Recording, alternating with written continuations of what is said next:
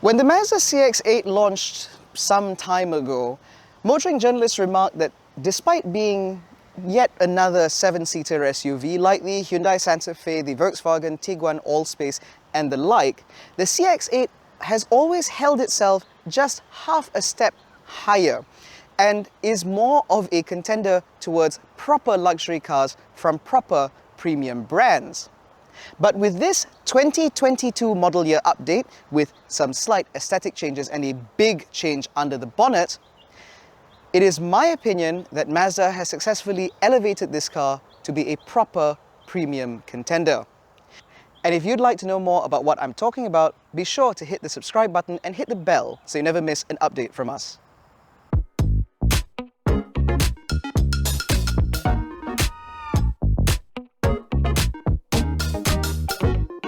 Now, those of you who are slightly more well-read will know that the CX-5 and CX-8 have been updated in Japan with slightly more rigorous aesthetic tweaks, but for Malaysia, we only have a new grille up front, which now ditches the horizontal slats in favor of this thatched design, which I think looks like, you know, those woven mats that you get sometimes. You still get LED headlights on either side with automatic high beam, you still get LED fog lights, and overall, the front end of this car continues to look as sharp as the day it was launched. This diamond black paint is very beautiful as well. It may look dull to you because the car is dirty, because we've had a bloody awful weekend in terms of weather, but when you get up close to it, you can see all the metal flake in the bodywork, which I think makes it look really special. Now down the side, the only update are the wheels. You get a different design for the 19-inch alloy wheels, which on this 2.5 turbo model is done in this nice sort of satinized grey, which I think makes the car look really good. And from the side profile, you can tell that this is ultimately a CX-5 that's been pulled out a little bit. But that said, the CX-8 continues to ride on the same platform as the much larger and much more expensive Mazda CX-9, which means this car promises a better ride and a little bit more refinement. Now for this update, the changes at the rear have been very comprehensive because the script is now straight, it's no longer italicized. You can tell. But the badging on the other side is actually more important because now it says 2.5 T. T stands for turbo. T stands for terrible fuel economy, but we'll get to that in a moment. Most importantly, back here, practicality has not been compromised. You still get a kick to open function, which I won't do because I know you'll all just laugh at me, but with all the seats in place, you can see there is actually a decent amount of space for stuff. I can say with certainty that you can put a family of 5's worth of grocery shopping in here without issue. And that's saying a lot, given the fact that this is again supposed to be a 5+2, where normally there is no practicality unless you fold these rear seats down, which will show you there is an absolute abundance of space. Now, if you're wondering what this bag is, this is your tire repair kit. I don't know why it's not under the floor. The car was handed to us like this, and it has a Mazda bag. So maybe this is how this is, although I assume that things are better for customers. But in any case, what all customers and drivers and media yahoos that get to borrow these cars get to enjoy is the interior. Now, the inside of the CX-8 may look the same to the untrained eye, but the experts will tell you that there is now a wireless charging pad. Everything else in here is the same because nothing really needed to be changed. Yes, it's very similar to what you get in a CX-5 and also what you get from a Mazda 6. But in all seriousness, this interior continues to be one of the best places to sit in if you want to do many, many miles or if you're just driving to and from work. The quality in here is absolutely beyond reproach. Every button, every switch has such a lovely mechanical action to it that it reminds me very much of an Audi. And in terms of the ergonomics, this is much better than what you get in an Audi, because for starters you have actual buttons which are placed in places where you expect buttons to be. You get a semi-digital instrument cluster where you have a screen in the middle with dials on either side, and you get a full color heads-up display up ahead of you that not only gives you things like speed, but it also shows you your blind spot monitoring as well as your active safety features like lane keep assist and adaptive cruise control. And all of that is very easily manipulated via the physical buttons that exist on this side.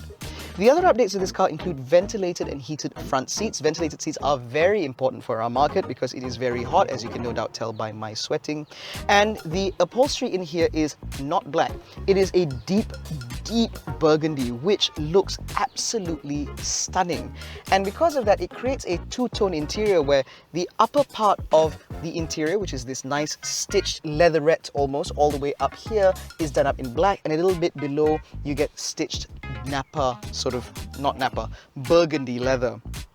And it just makes for a very nice place to be. In terms of ergonomics, as I mentioned earlier, everything is placed where you expect it to be. The steering wheel is perfectly aligned. You have great pedal placement, and you can get very comfortable because you do have lumbar support and two-stage memory, which I discovered this morning does not include memory settings for the mirrors. Small matter. And then in the back, you can see there have been absolutely no compromises. Now this 2.5 turbo, being the flagship model, comes available as a 6-seater. So you get 2 captain's chairs on either side, divided by this center console. You can also get this car as a 6-seater without the console, or a 7-seater where you have a bench in the middle. But because it's the flagship car, you also get rear aircon vents back here with its own climate functionality, allowing you to get just the right temperature.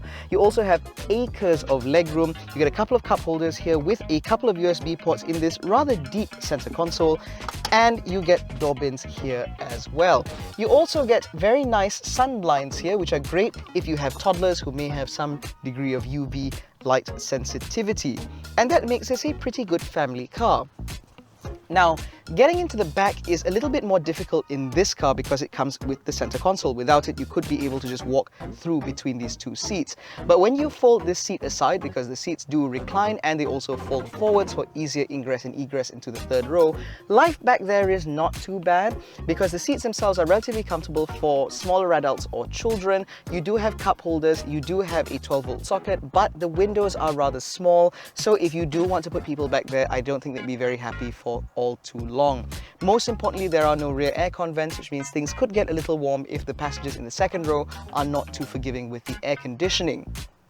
But the highlight of any Mazda is the way it drives. So without further ado, let's get into the driver's seat to tell you what's what.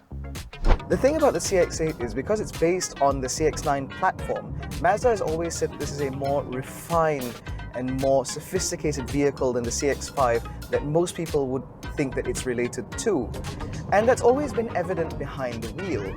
Even when we reviewed the pre-facelift CX-8, you can check out our video of that up there, we remarked that this car was very quiet, very refined, and very comfortable, and it made for an excellent driving experience. And those characteristics still remain in this car. It's very composed, it's very quiet, it's very comfortable, but being a Mazda, it's also excellent to drive, even when you're hustling it through B roads. This has also been enhanced with some updates to the GVC or G-vectoring control system in this car, which now makes the CX-8 even more rewarding to drive, which is certainly something you wouldn't expect from a car of this size. But the biggest change obviously is from what's under the bonnet. Now there is a 2.5-litre turbocharged engine which produces more power and more torque, and it's now sent to all 4 wheels via the ubiquitous 6-speed automatic that we get in lots of other Mazdas. And what this means is you not only have more performance than you would have gotten before, but you also enjoy yet another step of refinement that you wouldn't have been able to enjoy previously.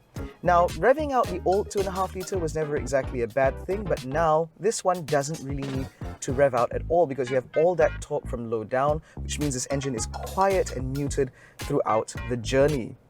Now, I wish I could sing the same praises of the fuel consumption, which unfortunately is rather poor. We've driven this car about 500-ish kilometers, and it's done 7.7 kilometers per litre according to the trip computer.